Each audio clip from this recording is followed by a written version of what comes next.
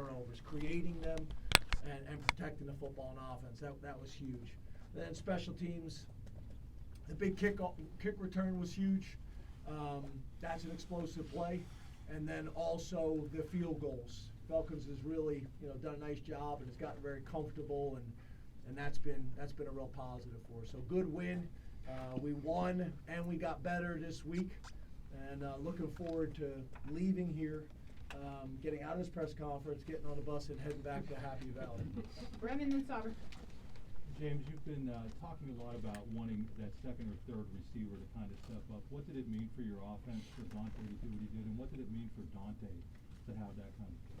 Yeah, it's a win-win for everybody, right? That's what you want. You want Dante to have the type of success that he wants to have in terms of helping our team be successful. Having another guy that people got to worry about on film, it changes everything. When there's one guy that people are concerned about, a lot of defenses can figure out a way to make that challenging. But when now there's multiple guys, the tight ends, multiple receivers that are making plays, it's a real positive. Hopefully it's a big confidence booster for him and for us as well, and we can build on it. Sauber then Rich. James, you mentioned obviously Dante and everything and Drew worked through his progressions. What was the biggest difference between this week's passing offense and previous weeks where maybe you couldn't get going at this level? Yeah, I think what I already mentioned, our efficiency on first and second down, so we stayed out of third and obvious passing situations. Rich then Allie.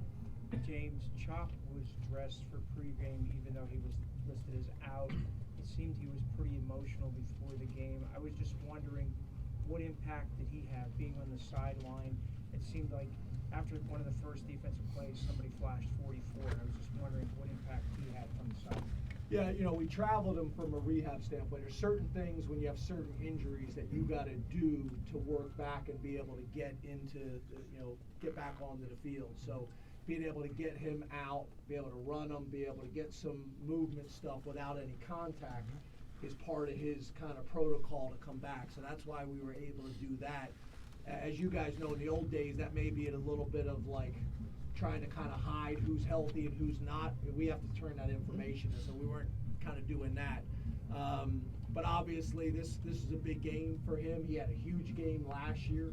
Not having one of our most explosive players on defense and still being able to play the way we did tonight, those extra reps for Jamil Lyons was huge.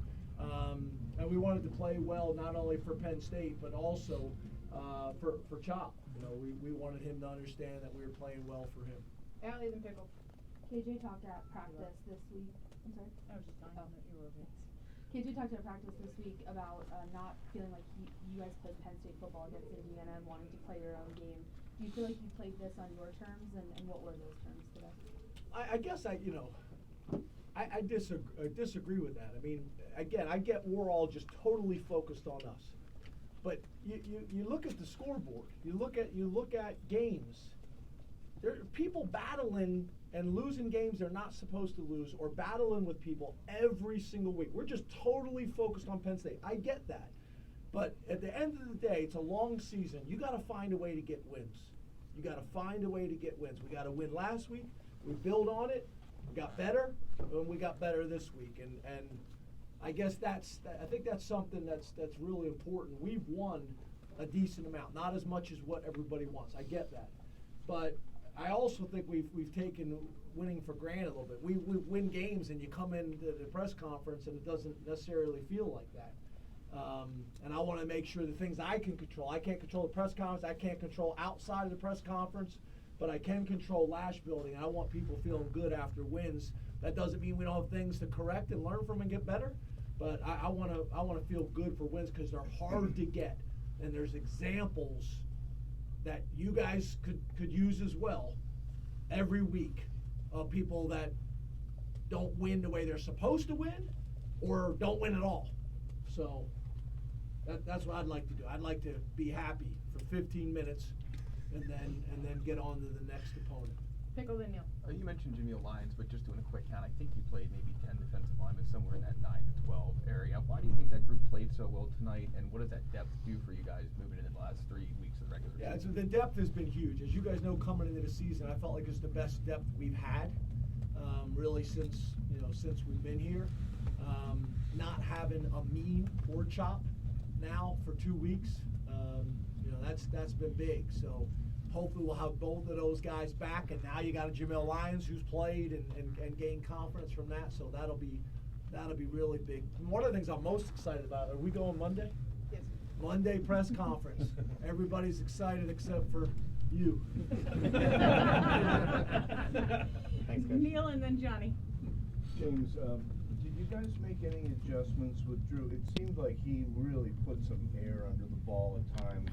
Threw some really nice balls. Is that something that you guys have been working on, that part of his game?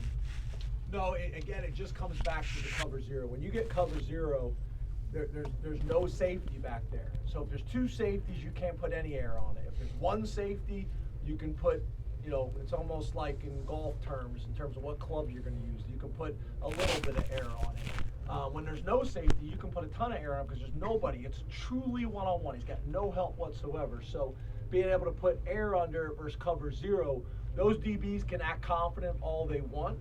When you have the entire 53 and a third to cover, and that ball's in the air and you can't find it and they know where it's going, that's an advantage for us, especially with some of the height that we have with some of our tight ends and a few of the receivers.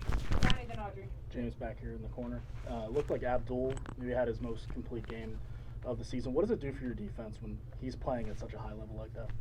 Yeah, as we all know, he's an explosive guy. Came on the scene last year, kind of out of nowhere, and kind of became the buzz and talk of the season, specifically on the defensive side of the ball.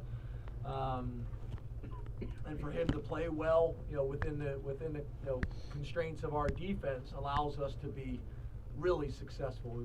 When Abdul's playing well, Kobe and Kurt and the other guys that rotate in as well. I mean, Dom DeLuca is the man. I mean, he's the man. Rojas, what about Rojas? I mean, it's pretty cool seeing those guys come in and make plays. So yeah, it's when Abdul's playing well and that unit's playing well, then we're difficult to deal with, especially back to the point about the depth that we have on the D-line too. Last two, Audrey and then Andrew. James, you got the two, quarterbacks on the field together. How do you feel like the Pavila package went, and was there any? Why did you feel like you wanted to use it tonight?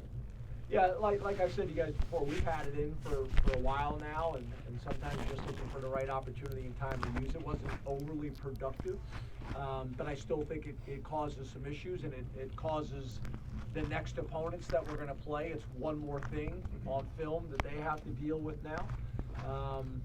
Some things we got to get cleaned up, but overall, I'm happy that we were able to get it out there and use it. Andrew. Coach back here. Drew was smiling a lot today. He obviously played a really good game. How nice is it for you as a coach to see a quarterback just look absolutely comfortable, absolutely happy after a game where he's been frustrated at times this year? Yeah, it's all my guys. I want the coaches to feel good. I want the players to achieve their goals individually and collectively. I take a lot of pride in that. I want Dante Cephas to achieve his dreams. That's something that's really, really important to me, that this is in Penn State's best interest, and it's in as many guys in that locker room's best interest as possible. Sometimes it doesn't happen in the timing that they want it to happen, but I want our guys to achieve all their dreams, and I want them to get a damn good education along the way as well. And then sometimes they take that for granted until after the fact. But I'm proud, and I'm happy to see guys smiling and enjoying themselves and having fun. It's nothing worse than getting a win and going to the locker room and somebody's upset and somebody's mad. I mean, that's not the time for that. But when you got 125 guys on the team, there's going to be somebody that wasn't happy with the amount of reps or opportunities they got. Thanks, Coach. Thanks, James. Go home.